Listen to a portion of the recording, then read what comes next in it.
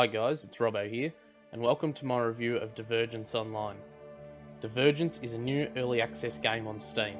It is an open world MMORPG developed by the people at Stained Glass Llama. First off, the world is breathtaking. For an early access game that has been released less than a month, you can really tell that early development was focused on making your surroundings as beautiful as possible.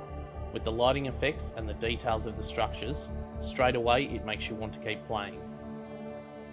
That is, however, if you have a spare 15 plus hours up your sleeve just to get started. This isn't a game designed for people who only have a few hours a day to spend running around or building a base. At 4 hours in, I was only halfway to being allowed to place a semi-permanent structure. Anything placed before you can claim an area can be simply picked up by another player, which is quite frustrating because the best thing to help you get through the first levels of the engineering skill set is to build walls. And with only 35 inventory slots allowed, a lot will get wasted or destroyed. Speaking of the inventory, the somewhat old-fashioned point and click that everything in this game seems to be based around feels a bit tedious at best. In fact, the only action I found that didn't feel clunky was the combat. It just looks like you're trying to scratch people to death, and once they die, it's back to point and click to loot their inventory.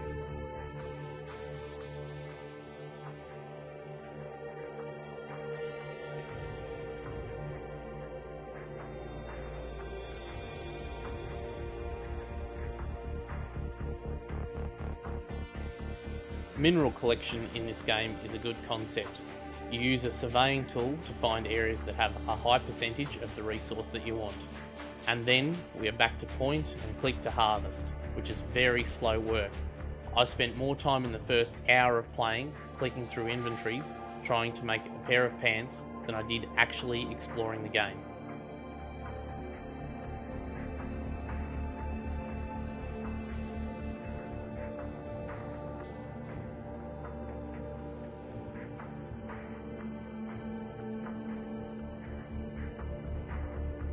All up for a game that has been around 3 years in the making, or so I'm told, it is obvious to see that all the time and effort has gone into making the world as seamless as possible. I feel that the foundations are there for the rest of the game, and the devs are constantly working on the game and new content. I believe there have been 7 updates or patches in the week that I've owned it. This will be a game to watch going forward, however heavy development is needed to make this game fun for everyone. As a non-dedicated gamer will find it very hard to play after a few short hours of not achieving anything and not want to continue. All in all, this is a good early access game, but there is a lot of room for development and improvement. And from me, it gets 2 out of 5 stars.